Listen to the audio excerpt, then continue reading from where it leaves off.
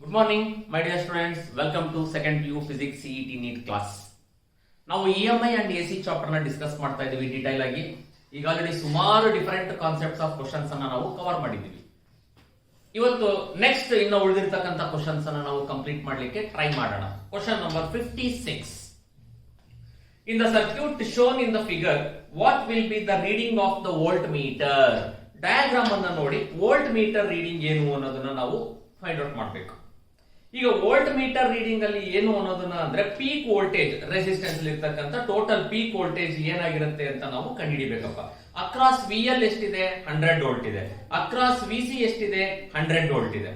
ಈಗ across VL VC ಎರಡು same ಇರೋದ್ರಿಂದ ಆಬ್ವಿಯಸ್ಲಿ VL ಮೈನಸ್ VC 0 ಆಗ್ಬೇಕಾ? ನಾನು ಮೊನ್ನೆ ಇದೇ ತರದ್ದು ಒಂದು ಪ್ರಾಬ್ಲಮ್ ಅನ್ನ ನಿಮಗೆ ಸಾಲ್ವ್ ಮಾಡಿದ್ವಿ already. The maximum voltage is equal to, if it is V0 ಆಗಿರುತ್ತೆ ಅಂತಂದ್ರೆ VR square plus VL minus VC whole square. Is it right? Yes. V is equal to, as VL is equal to VC, from the diagram observe ಮಾಡಿ ಎರಡು 100 ಅಂತ ಕೊಟ್ಟಿದ್ದಾನೆ. Voltage across inductor and voltage across capacitors are same. As both are same, it is 0. ಇನ್ನೇನು ಉಳಿತು? Root of VR square square root cancel ಆಗಿ ಏನು ಉಳಿತು? VR ಉಳಿತು. VR ಅಕ್ರಾಸ್ ಎಷ್ಟಿದೆ ನಮಗೆ ಅಲ್ಲಿ? 200 ವೋಲ್ಟ್ ಇದೆ.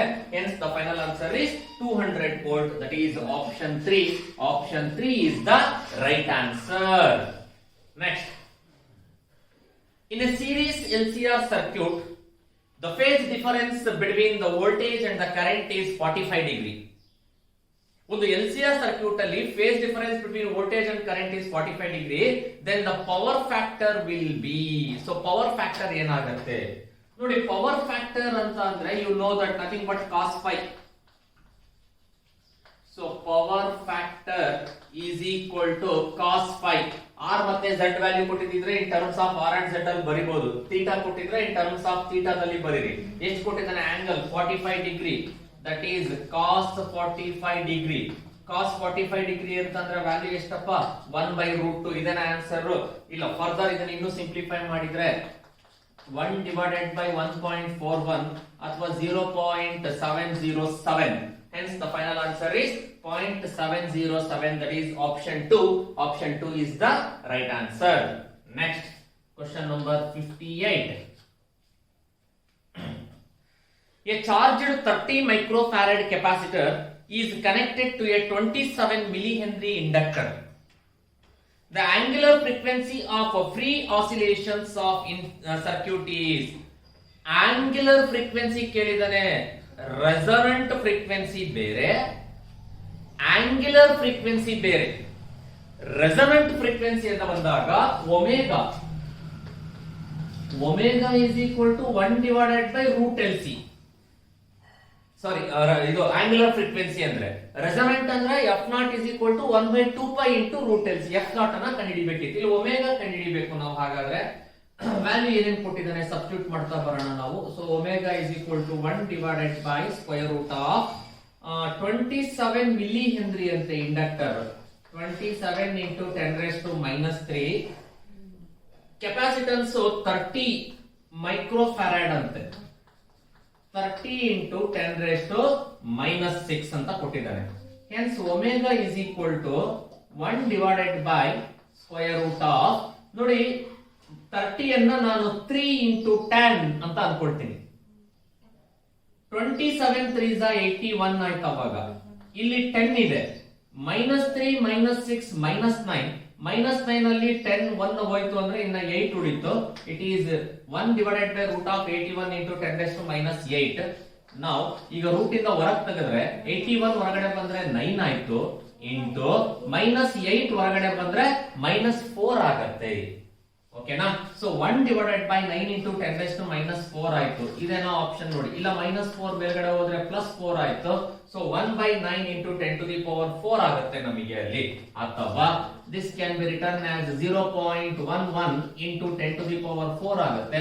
ಸಿಂಗಲ್ ಡಿಜಿಟ್ ಅಲ್ಲಿ ಬರೆದ್ರೆ 1.1 into 10 to the power 3 radians per second. ಇದೇನಾ? 1.1 into 10 to the power 3. Option 1. Yes, it is option 1 is the right answer for question number 58. Yesterday already I told you it is very important to learn how to simplify the given problem. Okay, problem ಅಲ್ಲಿ formula ನೆನ್ಪಿಟ್ಕೊಳ್ಳೋದೇನು ದೊಡ್ಡ issue ಅಲ್ಲ. It is very easy to remind the formula, but you have to know how to simplify. Square root ಇದ್ದಾಗ odd number ನ root ಇಂದ ಹೊರಗಡೆ ತೆಗಿಲಿಕ್ಕೆ ಆಗಲ್ಲ, ಇವನ್ ನಂಬರ್ ಬರಬೇಕು. ಸೊ ಹಾಗಾಗಿ ಇದೆಲ್ಲದನ್ನು ಕೂಡ ನೀವು ಅಲ್ಲಿ ಚೆನ್ನಾಗಿ ನೆನಪಲ್ಲಿ ಇಟ್ಕೋಬೇಕು. Okay, next, a step down transformer converts transmission line voltage from 11,000 volt to 220 volt. The primary of the transformer has 600 turns and efficiency of the transformer is 60%. If the output power is 9 kilowatt, then the input power, of course it is a ratio of input and output power ಬರ್ಕೋಬೇಕು. Efficiency for a transformer, efficiency is the ratio of output power to the input power. P naught ಅಂದ್ರೆ output power, ಇದು input power. We have to find the input power ಕಂಡುಹಿಡಿಯಬೇಕು ಇವಾಗ. Therefore input power is equal to output power divided by the efficiency ಅಂತ ಬರ್ಕೋಬಹುದು. Output power ಎಷ್ಟು ಕೊಟ್ಟಿದ್ದಾನೆ? 99 kilo watts ಅಂತ ಕೊಟ್ಟಿದ್ದಾನೆ. ಕರೆಕ್ಟಾ? ನಮಗೆ ಅಲ್ಲಿ ನೋಡಿ, he has given a step down 11,000 volt to 220 volt. The primary of the transformer has 600 turns and the efficiency of the transformer is 60%.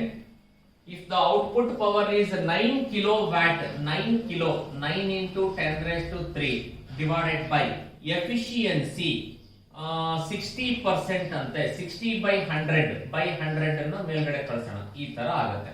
Okay, now this can be written as 9 by 6 into 60 ಅನ್ನ this 1010 get cancelled ಅಪ್ಪ. 10 to the power 1 ಇದೆ ಅನ್ಕೊಳ್ಳಿ.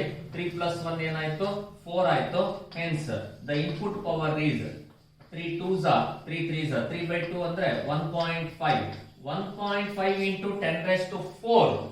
1.5 into 10 raised to 4 ಇಲ್ಲ ಅಂದ್ರೆ ಈ ರೀತಿನೂ ಬರಿಬಹುದು ಬೇಕಾದ್ರೆ ಇದನ್ನ ನೀವು.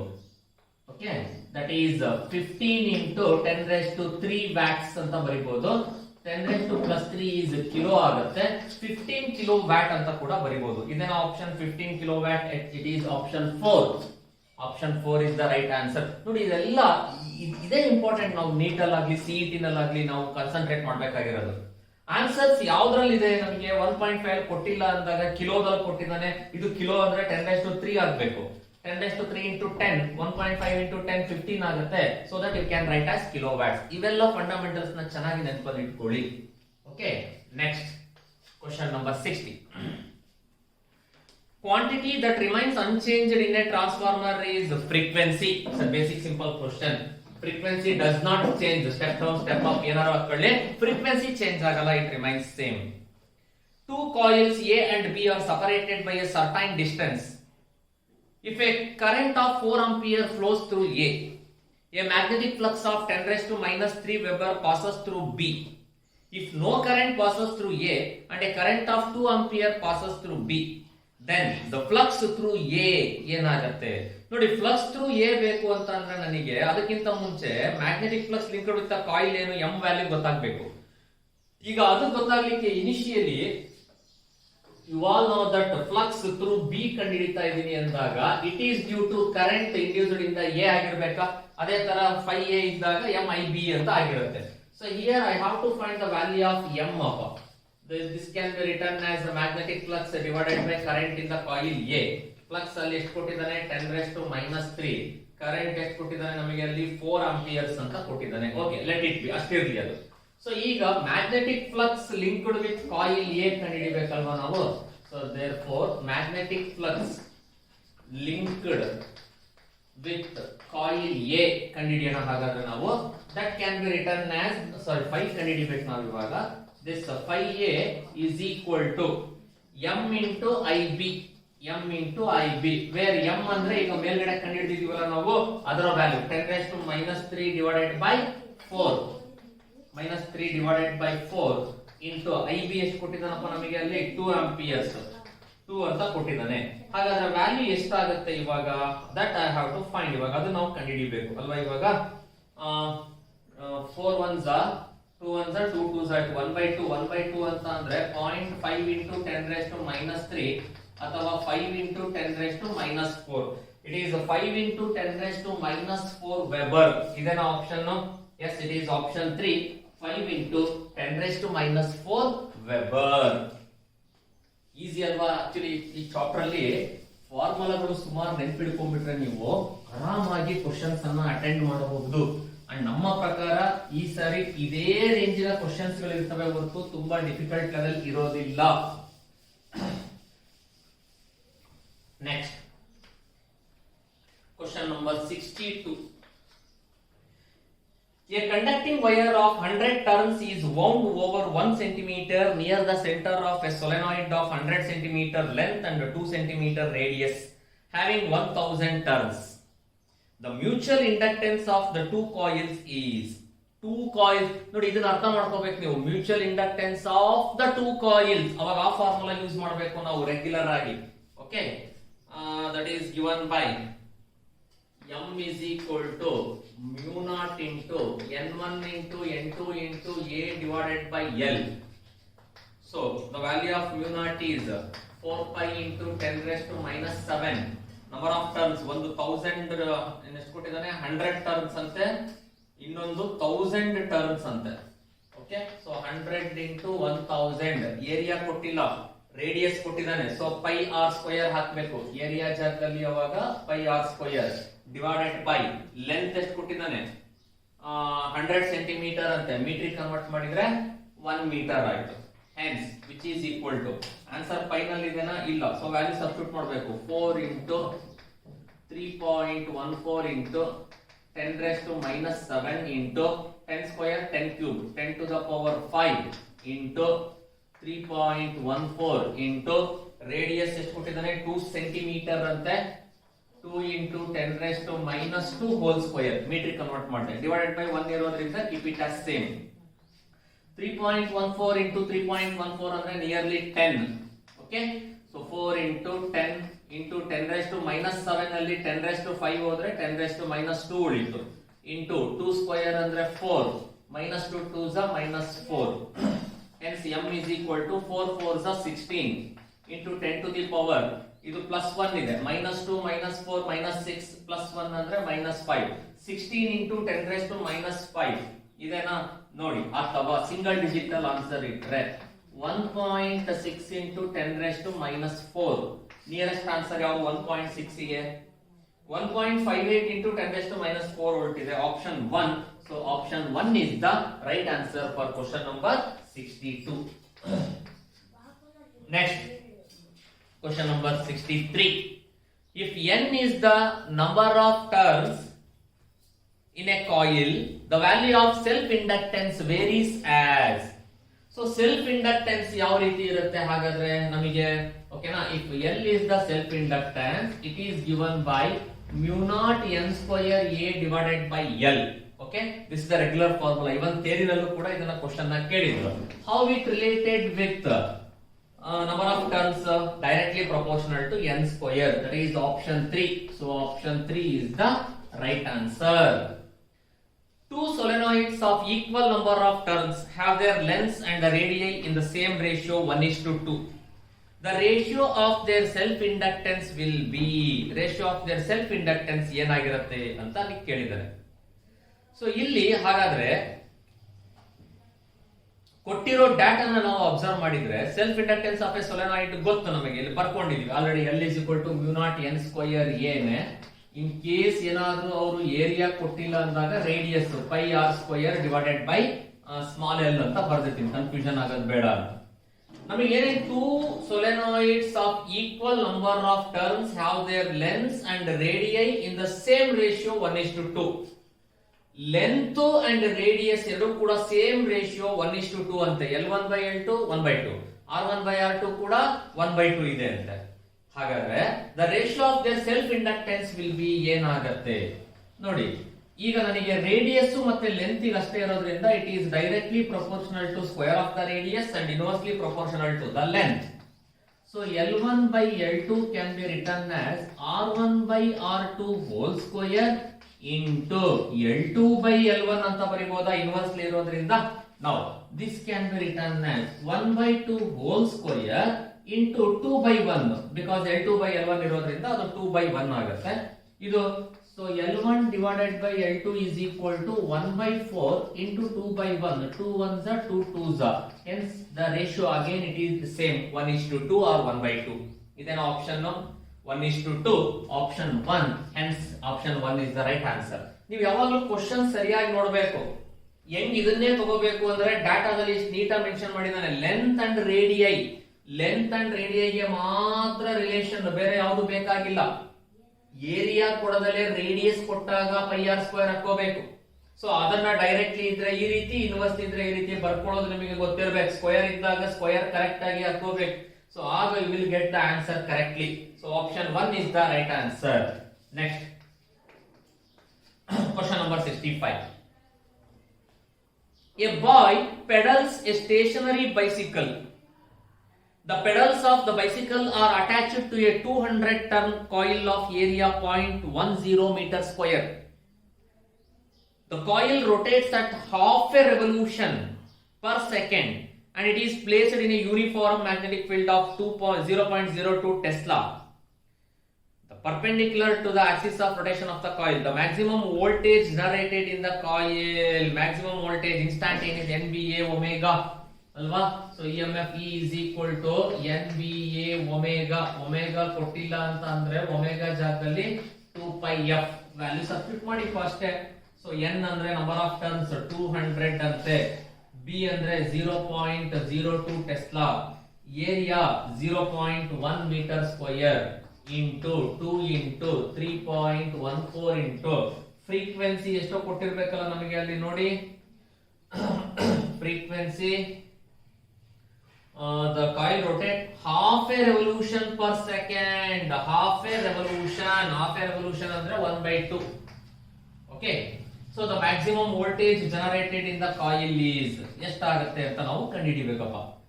now this 2 and 2 get cancelled. 200 ಅನ್ನ ನಾನು 2 into 10 square, 0.02 ನ 2 into 10 raised to minus 2, 0.1 ಅನ್ನ 10 raised to minus 1 ಅಂತ ಬರೀತೀನಿ into 3.14. okay, now E is equal to 2 2s are 4, 4 into 3.14, 4 3s are 12, 14 3s are 42, 12.4 into 10 to the power 2 minus 2 get cancelled, minus 1 ಉಳಿತು. therefore it is 1.24 volts. the EMF is 1.24 volts. nearest answer ಯಾವಾಗಿದೆಯಪ್ಪ? 1.26 ಇದೆ. option 1 is the right answer. okay, next.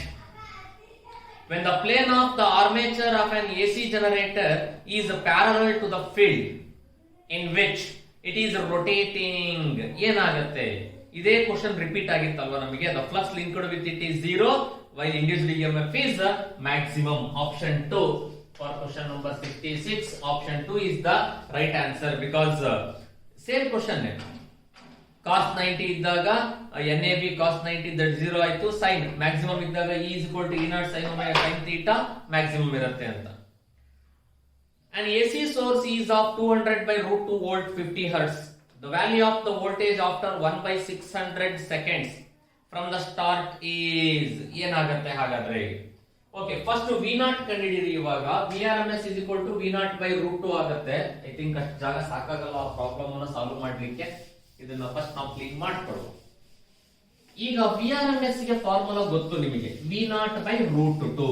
So V0 ಕಂಡುಹಿಡಿಯಿರಿ ಮತ್ತೆ first. ಇವಾಗ using that ಅಲ್ಲಿ VRMS ಕೊಟ್ಟಿದ್ದಾನೆ ಅಲ್ವಾ ನಮಗೆ already. This is question number 67. So we know that VRMS is equal to V0 divided by root 2. But he has given an AC source is of 200 by root 2. The value of VRMS itself is 200 divided by root 2. ಹಾಗಾದ್ರೆ directly root 2 cancel ಆದ್ರೆ it implies V0 is equal to ಏನಪ್ಪ 200 volt. ಗೊತ್ತಾಯ್ತು ನನಗೆ, V0 value ಗೊತ್ತಾಯ್ತು. So ಈಗ V is equal to V0 sin omega t ಅಥವಾ E is equal to E naught ಎಲ್ಲ ಒಂದೇ. P is equal to V0 sin omega t that is 2pi ft which is equal to V0 ಅಂತಂದ್ರೆ ಎಷ್ಟಪ್ಪ 200 ಓಕೆನಾ into sin 200 200 into sine of, it is 2 pi into frequency 50 into time 1 by 600 ಅಂತ ಹೇಳಿದ್ದಾರೆ. So which is equal to 200 into sine of, ಏನು ಉಳಿಯುತ್ತೆ ಇಲ್ಲಿ ನಿಮಗೆ, this 0 and 1 0 get cancelled. ಓಕೆನಾ, 5 1s are 5 12s are 2 1s are 2 6s are, hence sin pi by 6 ಉಳಿತಪ್ಪ. 200 into sin pi by 6, sin pi by 6 ಅಂತ ಅಂದ್ರೆ ಎಷ್ಟಾಯ್ತಪ್ಪ ಅಲ್ಲಿ ನಿಮಗೆ ಇವಾಗ, okay, 30 degree. What is the value of sin 30 degree? 1 by 2. It is 200 into 1 by 2. So ಅಲ್ಲಿಗೆ 2 1s are 200s are, which is equal to 100 volt. ಇದನ್ನ ನೋಡಿ option 100 volt is the right answer. So V is equal to 100 volt. Yes, it is option 3. So option 3 is the right answer. Next, question number 68. A 5 microfarad capacitor is connected to a 200 volt 100 hertz AC source. The capacitive reactance is, ನಿನ್ನೆ ಹೇಳಿದ್ದೆ, inductive reactance ಅಂದಾಗ XL, capacitive reactance ಅಂದಾಗ XC. ಇಲ್ಲಿ XC ಅನ್ನ ಬರ್ಕೊಂಡು ಮಾಡಬೇಕು ನಾವು. That is XC is given by 1 by 2 pi FC. So value ಕೊಟ್ಟಿರ್ತಾನೆ, ಎಲ್ಲದನ್ನು ಸಬ್ಸ್ಟಿಟ್ಯೂಟ್ ಮಾಡಿ. 2 into 3.14 into ಫ್ರೀಕ್ವೆನ್ಸಿ 100 ಅಂತೆ ಇಂಟು ಕೆಪಾಸಿಟನ್ಸ್ ಎಷ್ಟು 5 microfarad, 5 into 10 raised to minus 6. Okay, hence Xc is equal to now 100 ಅನ್ನ 10 ಸ್ಕ್ವೇರ್ ಅಂತ ಮಾಡ್ಕೊಳ್ಳಿ. 5 2s are 10 ಆಯ್ತು. ಅಲ್ಲಿಗೆ 1 divided by 3.14 into ನೋಡಿ 5 2s are 10. ಇಲ್ಲಿ 100 ಇದೆ, 10 ಸ್ಕ್ವೇರ್ ಪ್ಲಸ್ ಇದು ಒಂದು 10 to the power 3 ಆಯ್ತು. ಮೈನಸ್ 6 ಅಲ್ಲಿ 3 ಹೋದ್ರೆ ಮೈನಸ್ 3 ಉಳಿತು, ಮೈನಸ್ 3 ಮೇಲೆ ಹೋದ್ರೆ ಪ್ಲಸ್ 3. Is it right? ಗೊತ್ತಾಯ್ತಾ? ಓಕೆ, ಇವೆಲ್ಲ ಅಬ್ಸರ್ವ್ ಮಾಡ್ತಿರ್ಬೇಕು ಕ್ಯಾಲ್ಕುಲೇಷನ್ ಅಲ್ಲಿ. ಇಲ್ಲಿ 5 ಇದೆ, 2 ಇದೆ, 5 2s are 10. 10 ಅಂದ್ರೆ 10 to the power 1, 100 ಅಂದ್ರೆ 10 ಸ್ಕ್ವೇರ್, 2 plus 1 3, ಮೈನಸ್ 6 ಅಲ್ಲಿ ಪ್ಲಸ್ 3 ಹೋದ್ರೆ ಮೈನಸ್ 3, ಮೈನಸ್ 3 ಮೇಲ್ಗಡೆ ಬಂದ್ರೆ plus 3, plus 3 is nothing but what?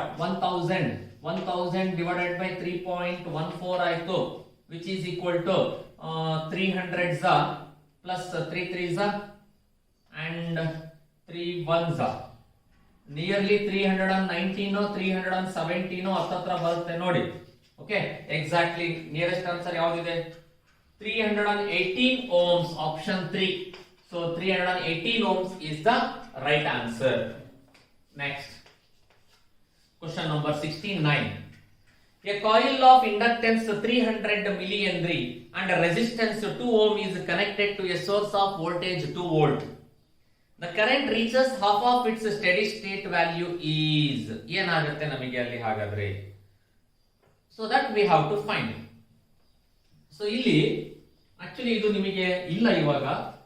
We use the formula I is equal to I naught into 1 minus e to the power minus RT divided by L. Okay, the growth of current in LR circuit ಅಲ್ಲಿ growth of current ಅನ್ನು ನಾವು ಈ ಒಂದು ಫಾರ್ಮುಲಾದಿಂದ use ಮಾಡ್ತಾ ಇದ್ವಿ. So this can be written as, ಹಾಗಾದ್ರೆ ಈ ರೀತಿನೂ ಕೂಡ ಬರೀಬಹುದು. ನೀವು ಸಿಂಪ್ಲಿಫೈ ಮಾಡ್ಕೊಂಡ್ರೆ e to the power minus RT divided by L. Okay, e to the power minus RT divided by L is equal to 1 by 2. Or this can also be written as RT by L is equal to log 2, because applying log on both sides ಇದು ಈ ಕಡೆ shift ಆದ್ರೆ ಏನಾಯ್ತು, ಈಗ RT by L is equal to log 2 ಅಂತ ಕೂಡ ನಾವು ಬರಿಬಹುದು. ಅಥವಾ ನಾವು t ಗಲ್ವಾ ಬರ್ಕೊಂತ ಇರೋದು ಇವಾಗ ಇಲ್ಲಿ. So t is equal to L into log 2 divided by R ಬರಿಬಹುದಾ? S. ಹಾಗಾದ್ರೆ t is equal to L ಅಂದ್ರೆ 300 ಅಂತೆ. ಓಕೆ, ಇಂಟು ಮಿಲಿ, 300 ಮಿಲಿ ಅಲ್ವಾ, henry, 300 into 10 raised to minus 3, log 2 0.693 its value to the base ಏನಿರುತ್ತೆ 10 ಗೆ convert ಮಾಡಿದ್ರೆ 0.693 ಅದರ value. Is it right? Yes. 2.303 into point ಬರುತ್ತಲ್ಲ, so ಅದನ್ನ ಮಲ್ಟಿಪ್ಲಿಕೇಶನ್ ಮಾಡ್ಕೊಂಡೆ, ಡಿವೈಡೆಡ್ ಬೈ 2. ಹೆನ್ಸ್ ಇದನ್ನ ಸಿಂಪ್ಲಿಫೈ ಮಾಡಿ 2 1s are 2 150 is 15 90, ಅಲ್ಲಿಗೆ ನಿಯರ್ಲಿ 1000 ಅಂದ್ರೆ ನಿಯರ್ಲಿ ನಮಗೆ 0.1 ಸೆಕೆಂಡ್ ಹತ್ರ ಬರುತ್ತೆ ನೋಡಿ. ಇದೇನಾ ಆಪ್ಷನ್ 0.1 ಸೆಕೆಂಡಿಗೆ ಪಾಯಿಂಟ್ ಆಪ್ಷನ್ 4 0.1 ಸೆಕೆಂಡ್ ಇದೆ ನಮಗೆ. Option 4 is the right answer. Next, Question number 70. As the frequency of an AC circuit increases, the current first increases and then decreases. When combination of circuit element is most likely to comprise the circuit, ಏನಾಗುತ್ತೆ ಅವಾಗ? Obviously LCR circuit ಆಗಿರ್ಬೇಕಲ್ಲ. The variation of Z with frequency maximum ಅಂತಂದ್ರೆ ಅದನ್ನ LCR circuit ಅಲ್ಲಿ ತೋರಿಸಿದ್ದು ನಾವು. Current first ನಮಗೆ increase ಆಗೋದು ಆಮೇಲೆ ಡಿಕ್ರೀಸ್ ಆಗೋದು ಅಂತಂದ್ರೆ LCR ಸರ್ಕ್ಯೂಟ್ ಅಲ್ಲಿ. ಸೊ LCR ಸರ್ಕ್ಯೂಟ್ ಅಂದ್ರೆ ಅಲ್ಲಿ ಇಂಡಕ್ಟರ್, ಕೆಪಾಸಿಟರ್, ರೆಸಿಸ್ಟರ್ ಮೂರು ಇರಬೇಕು. ನೋಡಿ ಮೂರು ಇರೋಂಥದ್ದು ಯಾವ್ದಿದೆ? Option 3. So for question number 70, ಆಪ್ಷನ್ 3 is the right answer. Next, a 100 microfarad capacitor in series with a 40 ohm resistor is connected to a 100 volt 60 hertz supply. The maximum current in the circuit is, ಹಾಗಾದ್ರೆ maximum current in the circuit ಏನಾಗುತ್ತೆ ಅಲ್ಲಿ? ನೋಡಿ maximum current ಅನ್ನ ಕಂಡುಹಿಡಿಬೇಕು ನಾವು ಅಲ್ಲಿ.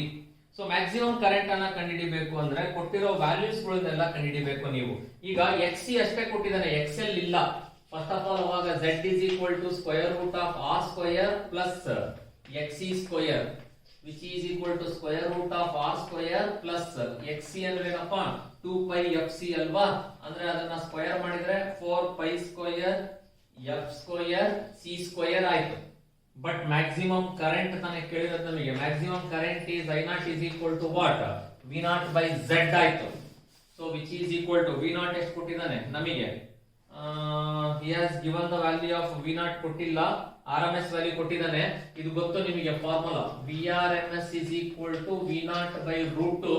V0 ಅಂದ್ರೆ VRMS into root 2. ಅಲ್ಲಿಗೆ 100 into root 2 divided by Z value R square 40 square plus 1 divided by 4 into 3.14 whole square into frequency 60 square into capacitance 100 microfarad ante 100 into 10 raised to minus 6 okay whole square. So ಈಗ ಇದನ್ನ ನೀವು simplify ಮಾಡಿದರೆ okay ಮಾಡಬೇಕು ನೀವು ಮನೆಯಲ್ಲಿ ಇದನ್ನ detail ಕಲಿಬೇಕು ನೀವು. ಇದೇ ಇಂಪಾರ್ಟೆಂಟ್ ಅಂತ ಬಹಳ ಸಲ ನಾನು ಹೇಳ್ತಾ ಬರ್ತಿದ್ದೀನಿ. ಸೊ 40 ಸ್ಕ್ವೇರ್ ಅಂದ್ರೆ 1600 plus 1 divided by 4 into 10 roughly 3.14 square ಅಂದ್ರೆ 60 square ಅಂದ್ರೆ 3600 ಆಗುತ್ತೆ. 3.6 into 10 raised to 3 minus 4 whole square ಅಂದ್ರೆ ಇದು minus 8 ಉಳಿಯುತ್ತೆ. ಓಕೆನಾ?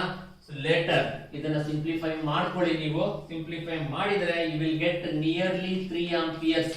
ಆನ್ಸರ್ ನಿಯರ್ಲಿ 3 ಆಂಪಿಯರ್ಸ್ ಬರುತ್ತೆ ನಮಗೆ. 3 ಗೆ ನಿಯರೆಸ್ಟ್ ಆನ್ಸರ್ ಯಾವ್ದಿದೆ ನಮಗೆ ಇಲ್ಲಿ?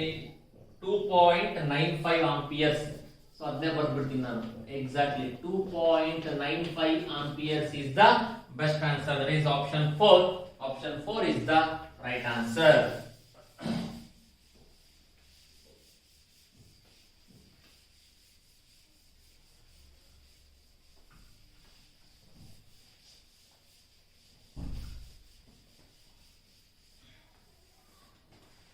ನೆಕ್ಸ್ಟ್ ಕ್ವಶನ್ ನಂಬರ್ 73 ರಿಪೀಟ್ ಆಗಿರೋದಲ್ವಾ? ಸೇಮ್ ನಾವು 56ನೇ ಕ್ವಶನ್ ಏನ್ ನೋಡಿದ್ವೋ ಅದೇ ಕ್ವಶನ್ ಸೇಮ್ ಕ್ವಶನ್ ಅದು ರಿಪೀಟ್ ಆಗಿರೋದು. ಸಾರಿ 72 ಒಂದು ಬಿಟ್ವಿ ನಾವು. So question number 72. The Q factor of a series LCR circuit with L is equal to 2 Henry and C is equal to 32 microfarad and R is equal to 10 ohm is. The Q factor ಕಂಡುಹಿಡಿಯಬೇಕು ನಾವು. So Q is equal to regular formula 1 by R is equal to square root of L by C. So 1 divided by R value ಎಷ್ಟು ಕೊಟ್ಟಿದ್ದಾನೆ? 10 ohm into square root of L ಎಷ್ಟು ಕೊಟ್ಟಿದ್ದಾನೆ? 2. This is 32 micro 10 raised to minus 6. Q is equal to 1 by 2 into square root of 2 ones are 2 16s. So direct ಆಗಿ 16 ಹೊರಗಡೆ ಬಂದ್ರೆ 4 ಆಗುತ್ತೆ, minus 6 ಹೊರಗಡೆ ಬಂದ್ರೆ minus 3 ಆಗುತ್ತೆ, ಅದರ ಅರ್ಧ. ಈಗ minus 3 ಮೇಲ್ಗಡೆ ಕಳಿಸ್ರಿ, plus 3 ಆಯ್ತು, 10 4s 40 ಆಯ್ತು. It is 1000 divided by 40. I think ಇದು ಕೂಡ ಕ್ವಶನ್ ರಿಪೀಟ್ ಅನ್ಸುತ್ತೆ ಅಲ್ವಾ? ಬಂದಿತ್ತು ಇದು. Q is equal to 25. That is option 3. Option 3 is the right answer. Question number 73. ನೋಡಿ ಅಲ್ಲಿ XL XC ಎರಡು ಈಕ್ವಲ್, BL BC ಈಕ್ವಲ್ ಇರೋದ್ರಿಂದ BR ಏನಿರುತ್ತೆ 200 volt. That will be the same answer. ಅದು 200 ಗೆ ಈಕ್ವಲ್ ಆಗಿರುತ್ತೆ peak value. It is option 200 ಅಂದ್ರೆ 3 repeat ಆಗಿರೋದು 73 option 3. Question number 74. Power dissipated in LCR series circuit connected to an AC source of EMF is, it's a formula. ನಾನು ಬರ್ದಿದ್ದೆ synopsis ಅಲ್ಲಿ ನೆನಪು ಮಾಡ್ಕೊಳ್ಳಿ, ತೆಗಿರಿ ಸಿನಾಪ್ಸಿಸ್ ಅನ್ನ. ಆ ಸಿನಾಪ್ಸಿಸ್ ಅಲ್ಲಿ ಅದನ್ನ ಬರ್ದಿದ್ದೀನಿ ನೋಡಿ. Power dissipated in LCR series circuit connected to an AC source of EMF ಏನಾಗುತ್ತೆ, E square R divided by R square plus omega L minus 1 by omega C whole square ಅಂತ ಬರ್ದಿದ್ವಿ. So power P is equal to E square R divided by, ನೆನಪಿದೆನಾ ಇದು formula, ನೆನಪಿಟ್ಕೊಳ್ಳಿ. ಈ ತರ question ಗೆ ಅಂತ ಹೇಳಿದ್ದೆ ನಾನು. Omega L minus 1 by omega C whole square. Okay, so that is option 4. E square R by R square plus omega L minus 1 by omega C whole square. Okay, option 4 is the right answer. Next question number 75. In a transformer, the transformation ratio is 0.3. If 220 volt AC is fed to the primary, then the voltage across the secondary is ಏನಾಗುತ್ತೆ ನಮಗೆ. So we all know that Vs by Vp is equal to Ns by Np is equal to current ಬೇಡ, direct ಆಗಿ ratio. ನನಗೀಗ Vs by Vp is equal to T ಅಂತ ಬರೀಬಹುದಲ್ಲ ಹಾಗಾದ್ರೆ. Hence Vs by Vp is equal to T. ನಾನು ಕಂಡುಹಿಡಿಯಬೇಕಾಗಿರೋದು ಯಾವುದನ್ನ ಇವಾಗ, then the voltage across the secondary Vs ಕಂಡುಹಿಡಿಯಬೇಕು. Therefore Vs is equal to T into Vp. Turns ratio ಎಷ್ಟು ಕೊಟ್ಟಿದ್ದಾನೆ, 0.3 ಅಂತೆ. Into ಪ್ರೈಮರಿಯಲ್ಲಿ voltage ಎಷ್ಟು, 220. 22 ಮೂರ್ಲೆ 66. So it is 66 volts. 220 into 0.3 ಅಂದ್ರೆ 66 volts. 4. It is option 4 is the right answer for question number 75. Next, 76. The current drawn by the primary of a transformer which steps down 200 volt to 20 volt to operate a device of resistance 20 ohm is ಏನಾಗುತ್ತೆ ಹಾಗಾದ್ರೆ. First current through secondary coil ಕಂಡುಹಿಡಿದುಕೊಂಡು ಆಮೇಲೆ ನಾವು IP ಅನ್ನ ಕಂಡುಹಿಡಿಯೋಣ. ಈಗ current through secondary coil ಕಂಡುಹಿಡಿಯಲಿಕ್ಕೆ ನಮಗೆ ಅಲ್ಲಿ Vs ಮತ್ತೆ R ಕೊಟ್ಟಿದ್ದಾನೆ ಅಲ್ವಾ. So current through the secondary coil is nothing but ohm's law ಪ್ರಕಾರ V is equal to IR, I is equal to V by R, therefore IS is equal to Vs by R. ಅಲ್ಲಿ Vs ಅಂದ್ರೆ 20 volt ಅಂತೆ, R ಅಂದ್ರೆ 20 ohms ಅಂತೆ, which is equal to 1 amperes. Also you know that efficiency is equal to output power divided by the input power. Correct? Output ಅಂದ್ರೆ secondary, input ಅಂದ್ರೆ primary. Vs in terms of voltage and current ಅಲ್ಲಿ ಬರೆಯೋಣ power ಅನ್ನ. Vs into Is is equal to Vp into Ip. What I have to find? Ip ಕಂಡುಹಿಡಿಯಬೇಕು ಇವಾಗ. Therefore Ip is equal to Vs into Is divided by Vp into efficiency eta. ಈಗ value substitute ಮಾಡಿ. Vs ಅಂತ ಅಂದ್ರೆ 20 into Is ಅಂತ ಅಂದ್ರೆ 100 ಅಲ್ಲ ಸಾರಿ 1 it is 1 ಅಲ್ವಾ, 1 ಆಂಪಿಯರ್ Is ಅಂತ ಅಂದ್ರೆ. Vp ಅಂತ ಅಂದ್ರೆ 200 into eta ಅಂತ ಅಂದ್ರೆ efficiency, the current drawn by the primary of a transformer which steps down to 200 volt to 20 volt to operate a device of resistance 20 ohm. ಅಲ್ಲಿ actually ನಮಗೆ efficiency ಕೊಡಬೇಕಿತ್ತು, ಅವನು ಎಫಿಷಿಯನ್ಸಿನ ಕೊಟ್ಟಿಲ್ಲ. ಬಟ್ ಇಲ್ಲಿ ಡಾಟಾದಲ್ಲಿ 80%, ಮೇಕ್ ಇಟ್ ಆಸ್ ಎಫಿಷಿಯನ್ಸಿ 80% ಅಂತ note ಮಾಡ್ಕೊಳ್ಳಿ question ಅಲ್ಲಿ, question number 76. Okay, so ಆ 80% ಅನ್ನ ನಾನು ಸಬ್ಸ್ಟಿಟ್ಯೂಟ್ ಮಾಡಿದ್ರೆ 80 by 100 by 100 ಅನ್ನ ಮೇಲ್ಗಡೆ ತಗೊಂಡು ಹೋಗ್ತೀನಿ. 100 1s 100 2s 20 1s 24s. Hence Ip is equal to 1 by 8 ಆಗುತ್ತೆ. 1 by 8 ಅಂದ್ರೆ 0.125 amperes. Okay, next question number 77. In a step-up transformer, the turn ratio 1:2. A Lagrange cell is connected across the primary. The voltage across the secondary is ಏನಾಗುತ್ತೆ? Obviously Vs by Vp is equal to Ns by Np is the direct formula. So ಅವನು ಕೊಟ್ಟಿರೋ ಇದ್ರ ಪ್ರಕಾರ step up transformer ಅಲ್ಲಿ the turn ratio is 1:2 ಅಂತೆ, T which is equal to 1/2. ಇನ್ನೊಂದು ಏನ್ ಕೊಟ್ಟಿದ್ದಾನೆ ನಮಗೆ, Vs ಕಂಡುಹಿಡಿಯಬೇಕಲ್ವಾ ನಾವು, voltage across secondary. So Vs is equal to Vp divided by 2. Correct. So ಹಾಗಾದ್ರೆ ನಮಗೆ ಇಲ್ಲಿ VP EMF is the step up transformer, the turns ratio is 1:2. It is right, 1:2 ಇದೆ. Turns ratio is 1:2. Vs by Vp is equal to Ns by Np. In terms of primary ಅಲ್ಲಿ ಬರ್ಕೋಬೇಕು ನಾವು ಇದನ್ನ ಅಲ್ವಾ. In terms of primary, Vp by Vs ಬರ್ಕೊಳ್ಳುವಾಗ is equal to Np by Ns. So which is equal to turns ratio is 1/2. Okay. That is turns ratio. ಹಾಗಾದ್ರೆ ಈಗ Vs is equal to ಏನಾಗುತ್ತೆ ನಮಗೆ. Okay, that is Vp into 2. Vp ಅಂದ್ರೆ 1.5. 1.5 into 2 is 3 volts. So 3 volts is the answer. Option 1. Option 1 is the right answer. A transformer is used to light a 140 watt 24 volt lamp from a 240 volt AC mains. If the main current is 0.7 amperes, the efficiency of the transformer ಏನಾಗುತ್ತೆ. ಹಾಗಾದ್ರೆ efficiency of the transformer ಇಷ್ಟ ಅಂತ ನಾವು ನೋಡಿದೀವಿ, output power divided by the input power. Percentage ಅಲ್ಲಿ ಹೇಳೋದಾದ್ರೆ multiply by 100 ಮಾಡಬೇಕು. Percentage ಅಲ್ಲಿ ಹೇಳೋದಾದ್ರೆ, ಪರ್ಸೆಂಟೇಜ್ ಇಲ್ಲ ಅಂತ ಅಂದ್ರೆ ನಾವಲ್ಲಿ 100 ಬರೆಯೋ ಅವಶ್ಯಕತೆ ಇರಲ್ಲ. So N C eta is equal to 140 divided by ನೋಡಿ ಅಲ್ಲಿ ಏನ್ ಹೇಳಿದಾನೆ ನಮಗೆ 240 into 0.7 input power P is equal to V into I, that is 240 into 0.7. It is 240 into 0.7 into 100. Okay, so ಇದನ್ನ ನಾವು ಇವಾಗ simplify ಮಾಡಬೇಕಷ್ಟೇ. 0 0 get cancelled, 0.7 1s are 0.7 20s are. Okay, so ಇಲ್ಲಿ 12 2s are 20, 2 12s are 2 10s are.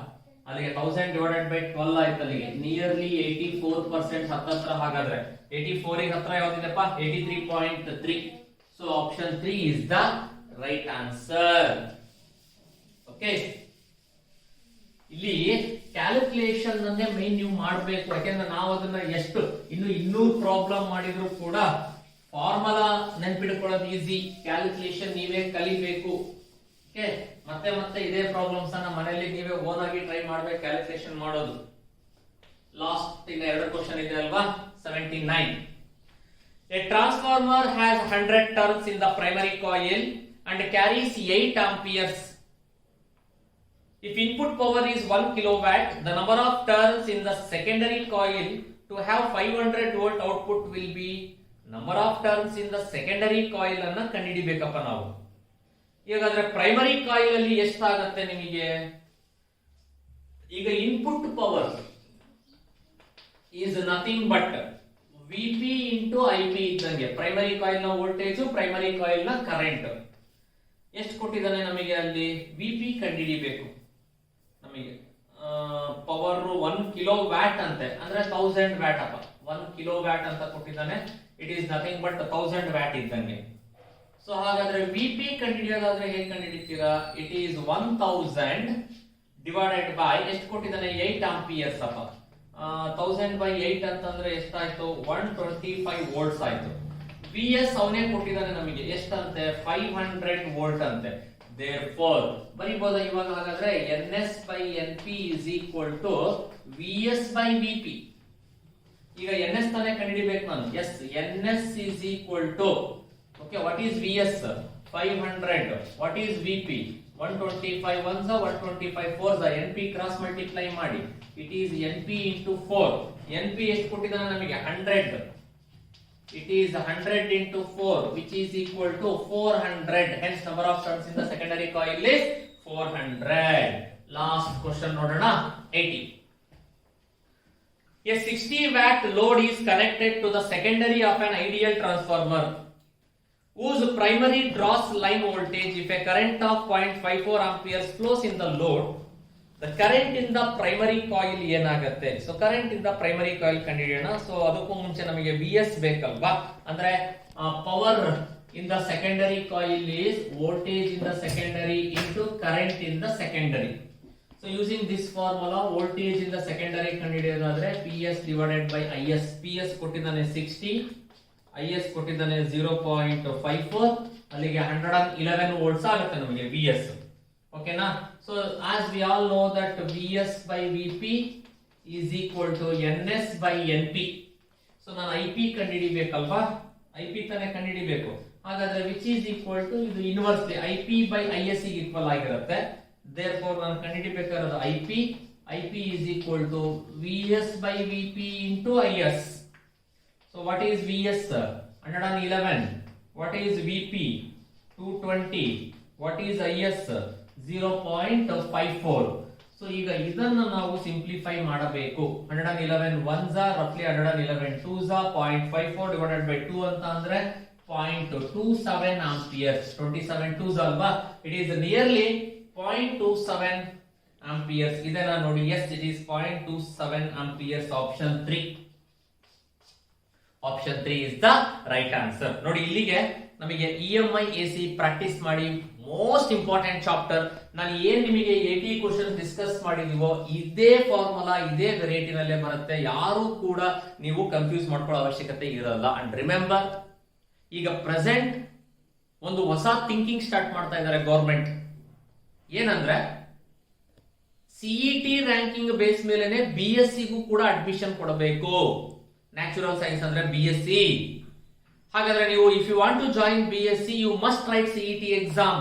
CET exam ಅನ್ನ ಬರೀಲೇಬೇಕಾಗತ್ತೆ ನೀವು. ಹಾಗಾದ್ರೆ so neglect ಮಾಡಬೇಡಿ. CET class ಗಳನ್ನ ಚೆನ್ನಾಗಿ ನೋಡ್ಕೊಳ್ಳಿ. ನೋಡಿಲ್ಲ ಅಂದ್ರೆ ಇನ್ನೂ ನಿಮಗೆ ಯೂಟ್ಯೂಬ್ ಅಲ್ಲಿ ವಿಡಿಯೋಸ್ ಇದೆ, ನಾವು ಕಳಿಸಿರೋ ಲಿಂಕ್ ಅನ್ನ ಓಪನ್ ಮಾಡ್ಕೊಂಡು ನೋಡಿ, ಮನೆಯಲ್ಲಿ ಚೆನ್ನಾಗಿ ಪ್ರಾಕ್ಟೀಸ್ ಮಾಡಿ. ಇನ್ನು ಒಂದು ಸಣ್ಣ ಚಾಪ್ಟರ್ ಇದೆ ಎಲೆಕ್ಟ್ರೋ ಮ್ಯಾಗ್ನೆಟಿಕ್ ರೇಡಿಯೇಷನ್. ಅದರಿಂದ ಕ್ವಶನ್ ಎಕ್ಸಾಮಿಗೆ ಬರ್ಲೂಬಹುದು, ಬರ್ದೇನೆ ಇರಬಹುದು. ಬಟ್ ಎನಿಹೌ ಅದನ್ನು ಕೂಡ ಇನ್ನು ಒಂದು ಕ್ಲಾಸ್ ಅಲ್ಲಿ ನಾಳೆ ಅಥವಾ ನಾಡಿದ ಕ್ಲಾಸ್ ಅಲ್ಲಿ ಡಿಸ್ಕಸ್ ಮಾಡಿ ಕಂಪ್ಲೀಟ್ ಆಗಿ ನಾವು ಅದನ್ನ ಮುಗಿಸೋಣಂತೆ. Okay, thank you.